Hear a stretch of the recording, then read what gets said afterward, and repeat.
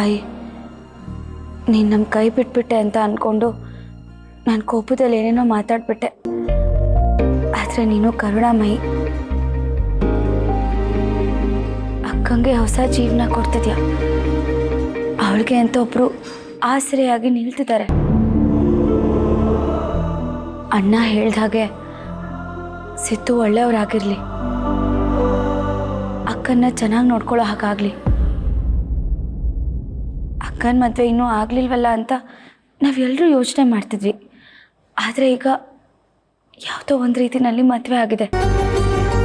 ಅವಳನ್ನಿವತ್ತು ಗಂಡನ ಮನೆಗೆ ಕಳಿಸ್ಕೊಡ್ತಿದ್ದಾರೆ.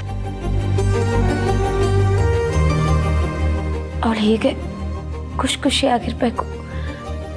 ಮಗುವಿನಂತ ಮನಸ್ಸಿರೋಳ್ಗೆ ದಯವಿಟ್ಟು ನೋವು ಕೊಡಬೇಡ. ಸಂತೋಷವಾಗಿರೋ ಹಾಗೆ ನೀನೇ ನೋಡ್ಕೋಬೇಕು.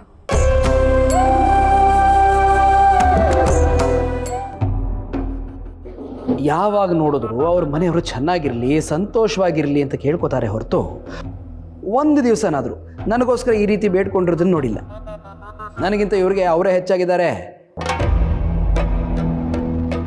ನಾನು ಇಷ್ಟು ಕಾಳಜಿಯಿಂದ ನೋಡ್ಕೋತಾ ಇದ್ರು, ಅದ್ರ ಬಗ್ಗೆ ಕೇರೇ ಇಲ್ಲ ಇವ್ರಿಗೆ. ಛೆ, ಯಾವಾಗ ನೋಡಿದ್ರು ಮನೆಯವರು ಅಂತಾನೆ ಇರ್ತಾರೆ. ನನ್ನ ಹೃದಯದ ಅರಮನೆಯಲ್ಲಿಟ್ಟು ಪ್ರೇಮ ಲೋಕನೇ ಸೃಷ್ಟಿ ಮಾಡಿರೋ ನನ್ನ ಪ್ರೀತಿಗೆ ಬೆಲೆನೇ ಇಲ್ವಾ? ಛೆ,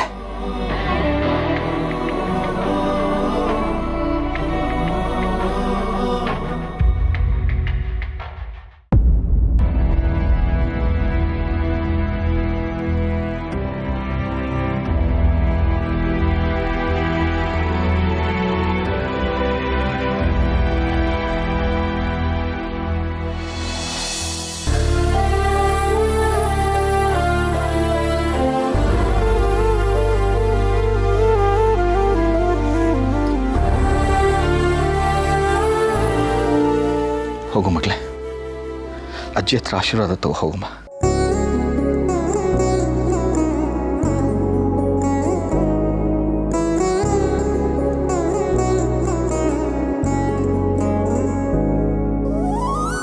ನೂರು ಕಾಲ ಚೆನ್ನಾಗಿರವ.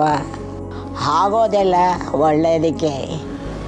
ಆ ಹುಡುಗ ನಿನ್ನ ಚೆನ್ನಾಗಿ ನೋಡ್ಕೊತಾನೆ ಕಣ್ಣ.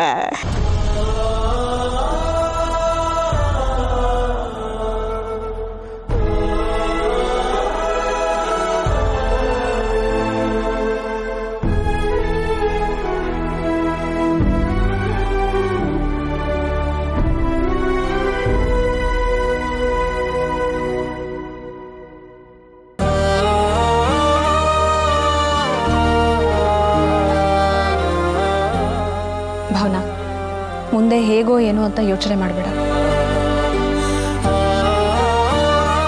ಎಲ್ಲರ ಜೊತೆ ಹೊಂದಾಣಿಕೆ ಆಗೋವರೆಗೂ ಸ್ವಲ್ಪ ದಿನ ಕಷ್ಟ ಆಗುತ್ತೆ. ಆಮೇಲೆ ಎಲ್ಲ ಸರಿ ಹೋಗುತ್ತೆ.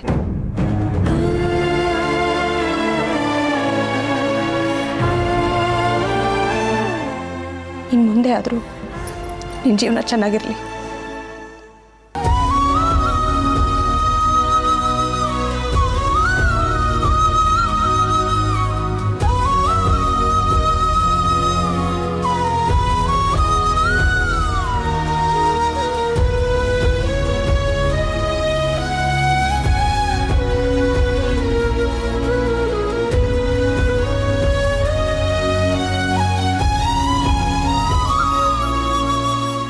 ಮಗಳೇ, ಬಾ.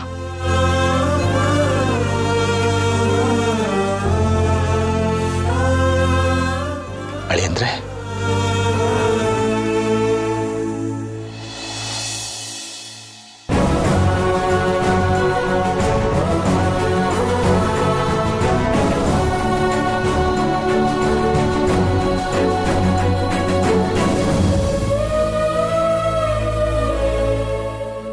ನನ್ನ ಮಗಳು ಬಹಳ ಮುಗ್ಧೆ. ಎಲ್ರಿಗೂ ಒಳ್ಳೇದಾಗ್ಲಿ ಅಂತ ಬಯಸುವಂಥ ಮನಸ್ಸು.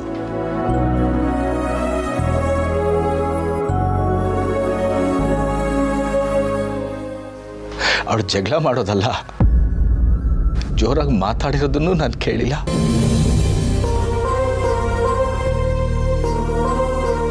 ತುಂಬ ಪ್ರೀತಿಯಿಂದ ಬೆಳೆಸಿದ್ದೀವಿ. ಇವತ್ತಿಂದ ಅವಳನ್ನ ನೋಡ್ಕೊಳ್ಳೋ ಜವಾಬ್ದಾರಿ ನಿಮ್ಮದು.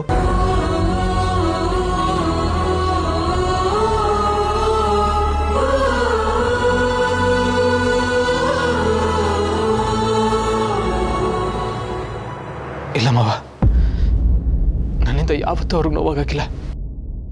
ಅವ್ರು ನನ್ನ ಪ್ರಾಣ. ಅವನ ಜೀವನ ಪೂರ್ತಿ ನಾನು ಎದೆಯಲ್ಲಿ ಕಾಪಾಡ್ಕೋತೀನಿ. ಯಾವುದೇ ಕಾರಣಕ್ಕೂ ಮೋಸ ಮಾಡೋದಿಲ್ಲ.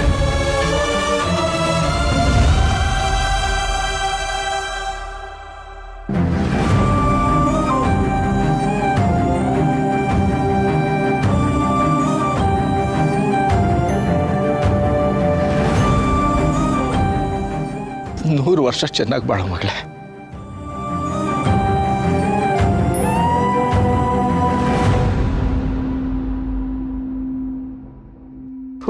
ಅವನ ಹತ್ರ ಆಶೀರ್ವಾದ ತಗೋಬ. ಚೆನ್ನಾಗಿರಮ್ಮ.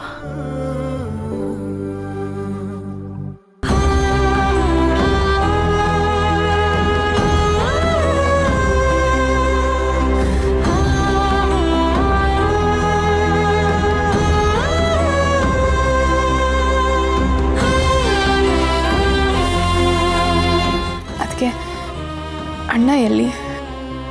ಅವರು 1-2 ನಿಮಿಷ ಬರ್ತೀನಿ ಅಂತ ಆಚೆಗೆ ಹೋದರು. ಅಣ್ಣನ ಹುಷಾರಾಗಿ ನೋಡ್ಕೊಳ್ಳಿ.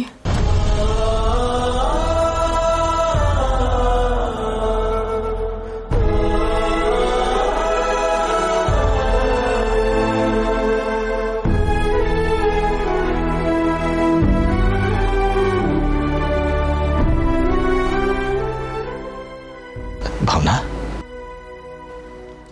ಹೊರಡಮ್ಮ.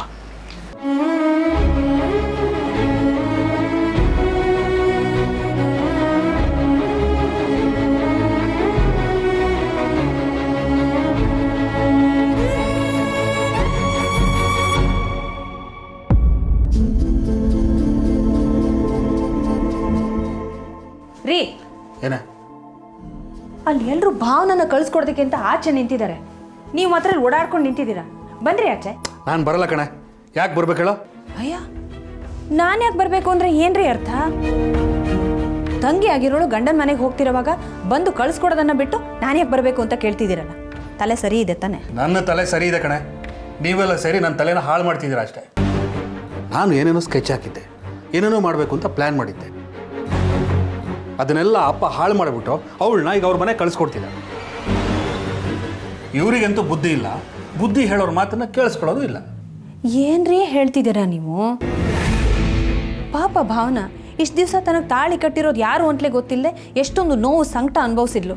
ಈಗ ಅದೆಲ್ಲ ಸರಿ ಹೋಗಿ ಗಂಡನ ಮನೆಗೆ ಹೋಗ್ತಿರುವಾಗ ನೀವು ಈ ರೀತಿ ಆಡ್ತಿದ್ದೀರಾ. ನಿಮ್ಮ ಪ್ಲ್ಯಾನು, ನಿಮ್ಮ ಸ್ಕೆಚ್ಚು ಎಲ್ಲ ನಿಮ್ಮ ಹತ್ರನೇ ಇಟ್ಕೊಳ್ಳಿ. ಇದು ಸಂಸಾರ. ಇಲ್ಲಿ ಹೃದಯವಂತಿಕೆ ಇರಬೇಕು. ಏಯ್, ಅದೆಲ್ಲ ಕೇಳೋದಕ್ಕೆ ಚೆನ್ನಾಗಿರುತ್ತೆ. ಪ್ರಾಕ್ಟಿಕಲ್ ಆಗಿ ಅದು ಯಾವುದೂ ವರ್ಕ್ ಆಗಲ್ಲ. ಅವನು ಯಾವನೋ ತಾಳಿ ಕಟ್ಟದ, ಇವಳು ಇಷ್ಟು ದಿನ ಕಷ್ಟಪಟ್ಲು. ಈಗ ಒಪ್ಕೊಂಬಿಟ್ರೆ ಅಷ್ಟು ಕಷ್ಟಪಟ್ಟಿದ್ದಕ್ಕೆ ಪ್ರತಿಫಲ ಏನು? ಯಾವ ಪ್ರತಿಫಲದ ಬಗ್ಗೆ ಮಾತಾಡ್ತಿದ್ದೀರಿ ನೀವು? ಇದು ಪ್ರತಿಫಲ ತಾನೇ. ಈಗ ಎಲ್ಲಿಗೆ ಹೋಗ್ತಿದ್ದಾಳೆ ಅವಳು ಗಂಡನ ಮನೆಗೆ ಹೋಗ್ತಿದ್ದಾಳೆ. ನೋಡಿ, ಊರಿಗೊಂದು ದಾರಿ ಆದರೆ ಪೋರಂಗೊಂದು ದಾರಿ ಅನ್ನೋ ಥರ ಆಡಬೇಡಿ ನೀವು. ಸುಮ್ಮನೆ ಬಂದು ಅವಳನ್ನ ಕಳಿಸ್ಕೊಡಿ. ಸುಮ್ಮನೆ ಯಾಕೆ ನಾನು ಬಲವಂತ ಮಾಡ್ತೀಯಾ? ನನಗೆ ಆ ಸಿದ್ದಗೌಡನ ಕಂಡ್ರೆ ಇಷ್ಟನೇ ಇಲ್ಲ. ಅದು ಹೇಗೆ ಅವಳನ್ನು ಅವನ ಜೊತೆ ಕಳಿಸ್ಕೊಡ್ತಿದ್ದಾರೋ ನನಗಂತೂ ಅರ್ಥ ಆಗ್ತಿಲ್ಲ. ಈ ಮಿಡಲ್ ಕ್ಲಾಸ್ ಜನಗಳ ಬುದ್ಧಿನೇ ಇಷ್ಟು. ದೊಡ್ಡದಾಗಿ ಯೋಚನೆ ಮಾಡಲ್ಲ. ಯೋಚನೆ ಮಾಡೋರನ್ನ ಗಣನೆಗೂ ತಗೊಳ್ಳಲ್ಲ. ಕೊನೆಗೆ ಮಿಡಲ್ ಕ್ಲಾಸ್ ಎಲ್ಲ ಸತ್ತೇ ಹೋಗ್ತಾರೆ. ರೀ, ಭಾವನನ ಮದುವೆಗೂ ಮಿಡಲ್ ಕ್ಲಾಸ್ ಯೋಚನೆಗೂ ಏನ್ರೀ ಸಂಬಂಧ? ನಿನಗಿದೆಲ್ಲ ಅರ್ಥ ಆಗಲ್ಲ ಕಣೆ. ನೀನು ಅವ್ರು ಹೇಳಿದಾಗೆ ಕುಡಿಯೋಳ್ತಾನೆ. ನೀವು ಸರಿಯಾಗಿ ಹೇಳಿದ್ರೆ ನಾನು ಅರ್ಥ ಮಾಡ್ಕೋಬೋದು. ಅದ್ರ ಬದಲು ನೀವು ಒಗಟೊಗಟಾಗಿ ಹುಚ್ಚುಚ್ಚಾಗಿ ಮಾತಾಡಿದ್ರೆ ನನಗೆ ಹೇಗ್ರಿ ಅರ್ಥ ಆಗುತ್ತೆ? ಅದೆಲ್ಲ ನಿನಗೆ ಅರ್ಥ ಆಗೋಗಿದ್ದಿದ್ರೆ ನೀನು ಯಾಕೆ ಇಲ್ಲಿರ್ತಿದ್ದಿ? ಹೋಗಿ ಸುಮ್ಮನೆ. ರೀ, ಯಾಕ್ರಿ ಹಠ ಮಾಡ್ತೀರಾ? ನನಗೆ ಹೋಗೋದಿಕ್ಕೆ ಗೊತ್ತು. ಆದ್ರೆ ಅಣ್ಣ ಆಗಿ ನೀವು ಬಂದು ಆಶೀರ್ವಾದ ಮಾಡಿ ಚೆನ್ನಾಗಿರು ಸುಖವಾಗಿರು ಅಂತ ಹೇಳಿದ್ರೆ ಚೆನ್ನಾಗಿರುತ್ತೆ. ಓಹೋ, ನಾನು ಆಶೀರ್ವಾದ ಮಾಡಿಬಿಟ್ರೆ ಅವಳು ಸುಖವಾಗಿರ್ತಾಳ? ಅವಳು ಹಣೆ ಬರಹ, ಅವಳು ಏನು ಅನುಭವಿಸ್ತಾಳೋ ಅನುಭವಿಸ್ಲಿ.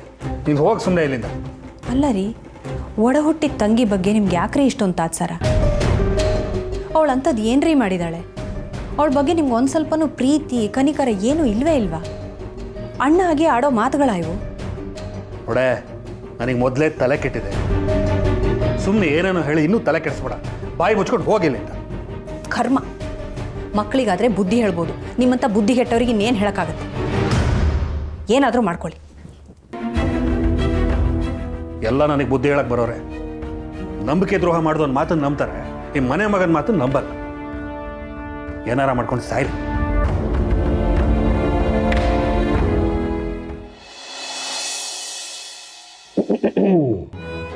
ಚಿನ್ನ ಮರಿ, ದೇವ್ರನ್ನೇನೋ ತುಂಬ ಭಕ್ತಿಯಿಂದ ಬಿಟ್ಕೊತಾ ಇದ್ದೀರಿ. ನನಗೋಸ್ಕರ ಏನಾದರೂ ಕೇಳ್ಕೊಂಡ್ರಾ? ನಾನು ದಿನ ನಿಮ್ಮ ಬಗ್ಗೆ ಕೇಳ್ಕೊತಾನೆ ಇರ್ತೀನಿ. ಆದರೆ ಇವತ್ತು ನಾನು ನಮ್ಮ ಅಕ್ಕನ ಬಗ್ಗೆ ಕೇಳ್ಕೊಂಡಿದ್ದು. ಏನು ಗೊತ್ತಾ ರೀ, ನಮ್ಮ ಮನೆಯಲ್ಲಿ ಸಿದ್ದುನ ಅಪ್ಪ ಒಪ್ಕೊಂಡಿದಾರಂತೆ. ಇವತ್ತು ಅಕ್ಕನ ಗಂಡನ ಮನೆ ಕಳಿಸ್ತಾ ಇದ್ದಾರಂತೆ. ನಂಗೆ ಎಷ್ಟು ಖುಷಿ ಆಗ್ತಿದೆ ಗೊತ್ತಾ? ಅದಕ್ಕೆ ತಾಯಿ ಎಲ್ಲ ಒಳ್ಳೇದು ಮಾಡಮ್ಮ ನಮ್ಮ ಅಕ್ಕಂಗೆ ಅಂತ ಸ್ಪೆಷಲ್ಲಾಗಿ ಕೇಳ್ಕೊತಾ ಇದ್ದೆ. ನಾನು ಹೇಳಿರ್ಲಿಲ್ಲ ಚಿನ್ನು ಮರಿ, ನಮ್ಮ ದೇವರು ಯಾವತ್ತೂ ನಮ್ಮ ಕೈ ಬಿಡೋದಿಲ್ಲ ಅಂತ. ನೋಡಿ, ಈಗ ದೇವರು ನಿಮ್ಮ ಅಕ್ಕನಿಗೂ ತುಂಬ ಒಳ್ಳೆ ಬಾಳನ್ನೇ ಕಲ್ಪಿಸ್ಕೊಟ್ಟಿದ್ದಾನೆ. ನನಗೂ ತುಂಬ ಖುಷಿ ಆಗ್ತಾ ಇದೆ. ನಿಮ್ಮ ಖುಷಿ ನೋಡಂತೂ ಸದ್ಯ ಜೀವಕ್ಕೆ ಜೀವ ಬಂದಂಗೆ ಆಗಿದೆ. ಈಗ ನೆನ್ನೆ ಸಂಜೆ ಎಲ್ಲ ನೀವು ಬೇಜಾರು ಮಾಡ್ಕೊಂಡಿದ್ದು ನೋಡಿ ನನಗೂ ತುಂಬ ಬೇಜಾರಾಗೋಗಿತ್ತು. ಅದು ಅಕ್ಕಂಗೆ ಹಾಗೆಲ್ಲ ಆಗಿತ್ತಲ್ವಾ, ಅದಕ್ಕೆ ನಾನು ಸ್ವಲ್ಪ ಕೋಪ ಮಾಡ್ಕೊಂಡು ಹಾಗೆಲ್ಲ ಮಾತಾಡ್ಬಿಟ್ಟೆ. ಆದರೆ ಪಾಪ ನೀವೆಷ್ಟು ನಂಗೆ ಸಮಾಧಾನ ಮಾಡಿದ್ರಿ, ಇಷ್ಟೆಲ್ಲ ಸಹಿಸ್ಕೊಂಡ್ರಿ. ನಿಮಗೆ ಎಷ್ಟು ಥ್ಯಾಂಕ್ಸ್ ಹೇಳಿದ್ರು ಸಾಲದು. ನೀವು ನನ್ನ ಹೆಂಡತಿ, ನನ್ನ ಅರ್ಧಾಂಗಿ. ಅಂದರೆ ನಿಮ್ಗೆಲ್ಲ ಸುಖ ದುಃಖಗಳಲ್ಲಿ ನಂದು ಒಂದು ಪಾಲಿರುತ್ತೆ, ಒಂದು ಭಾಗ ಇರುತ್ತಲ್ವಾ. ನೀವು ಕೋಪ ಮಾಡ್ಕೊಂಡ್ರಿ ಅಂದ ಮಾತ್ರಕ್ಕೆ ನಾನು ಕೋಪ ಮಾಡ್ಕೊಂಡ್ಬಿಟ್ರೆ ಸಂಸಾರದಲ್ಲಿ ಸಾಮರಸ್ಯ ಹೇಗಿರುತ್ತೆ ಹೇಳಿ? ಅದಕ್ಕೆ ಸಂಸಾರದಲ್ಲಿ ಒಬ್ರು ಗೆದ್ದಾಗ ಇನ್ನೊಬ್ರು ಸೋಲ್ಲೇಬೇಕು, ಆಗಲೇ ರಥ ಅನ್ನೋದು ಮುಂದುವರಿಯೋದಲ್ವ. ಪಾಪ ಎಂತ ಒಳ್ಳೆ ಮಾತಾಡಿದ್ರಿ ನನ್ನ ಮುದ್ದು ಮರಿ. ಇದೇ ಖುಷಿಗೆ ಹಾಗೆ ಅಕ್ಕ ಗಂಡನ ಮನೆಗೆ ಹೋಗ್ತಿರೋ ಖುಷಿಗೆ ಪಾಯಸ ಮಾಡ್ತೀನಿ. ಎಲ್ಲ ಖುಷಿನೂ ನೀವೇ ಎಂಜಾಯ್ ಮಾಡಿಬಿಟ್ರೆ ಬಂದೆ, ನಾನು ಬರ್ತೀನಿ. ಬನ್ನಿ.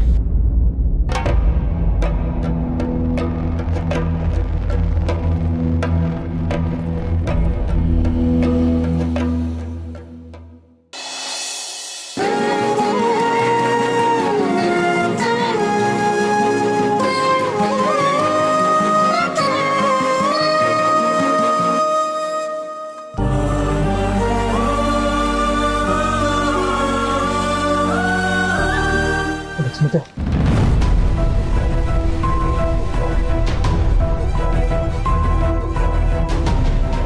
ಭಾವನಾ ಹುಷಾರು. ಸಿದ್ದು ಹುಷಾರು. ಮಾಡಿದ್ರೆ ಗಾಡಿ ಸ್ಟಾರ್ಟ್ ಮಾಡಿ.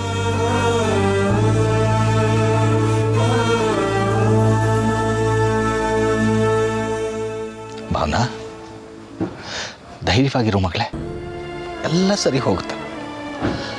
ತಾಳ್ಮೆ ಇರಲಿ. ಬಾ.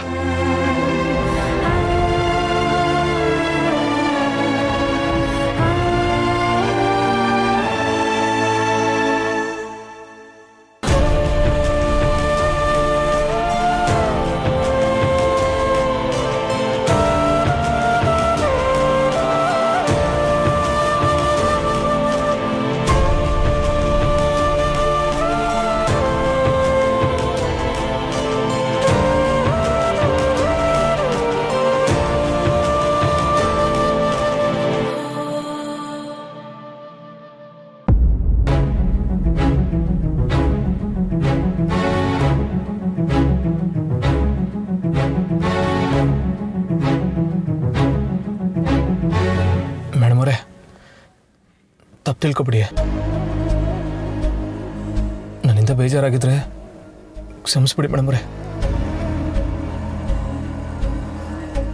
ನನಗೆ ಗೊತ್ತು ನಿಮ್ಗೆ ನನ್ನಿಂದ ತುಂಬ ಬೇಜಾರಾಗದೆ. ದಯವಿಟ್ಟು ಏನು ಮಾತಾಡಬೇಡಿ.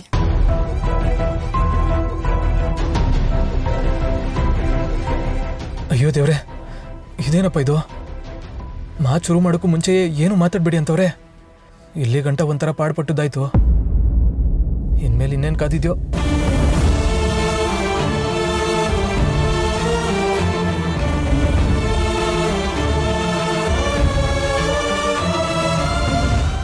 ಅದೇನೇ ಇರಲಿ ಮೇಡಮ್ ಅವರೇ, ನೀವು ನನ್ನ ಹೆಂಡತಿ ಅನ್ನೋದೇ ನಂಗೆ ಖುಷಿ. ನಿಮ್ಮ ಮಡ್ಲಲ್ಲಿ ಒಂದು ಚೂರು ಜಾಗ ಸಿಕ್ಕರೆ ಸಾಕು, ಜೀವನ ಪೂರ್ತಿ ಖುಷಿಲಿ ತೆಲಾಡ್ಕ ಇದ್ಬಿಡ್ತೀನಿ.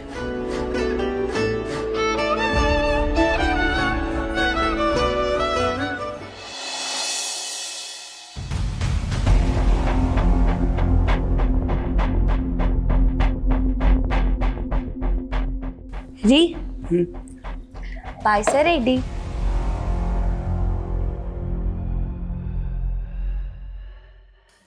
ರೀ ಅಕ್ಕನ ಜೀವನ ಸರಿ ಹೋಗಿದ್ದಕ್ಕೆ ನಂಗೆ ಎಷ್ಟು ಖುಷಿ ಆಗ್ತಿದೆ ಗೊತ್ತಾ.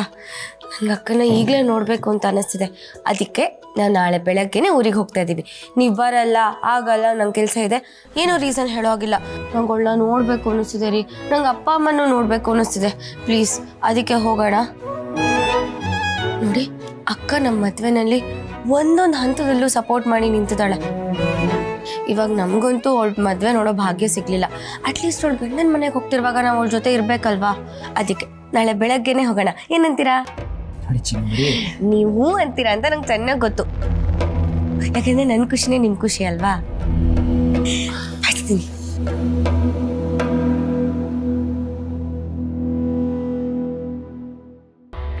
ನನ್ನ ಒಂದು ಮಾತು ಕೇಳದೆ ಎಲ್ಲ ನಿರ್ಧಾರನೂ ಇವರೇ ಮಾಡ್ಕೋತಾ ಇದ್ದಾರಲ್ಲ. ಇವರಿಷ್ಟೊಂದು ಮುಂದುವರೆದು ಬಿಟ್ರ.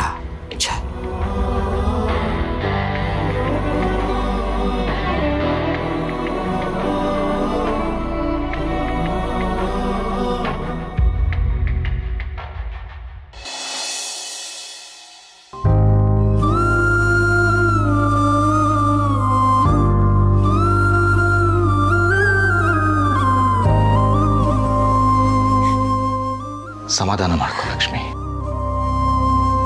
ಸಮಾಧಾನ ಮಾಡ್ಕೋ. ಹೆಣ್ಮಕ್ಳಂದ ಮೇಲೆ ಇವತ್ತಲ್ಲ ನಾಳೆ ಗಂಡನ ಮನೆಗೆ ಹೋಗ್ಲೇಬೇಕಲ್ವಾ?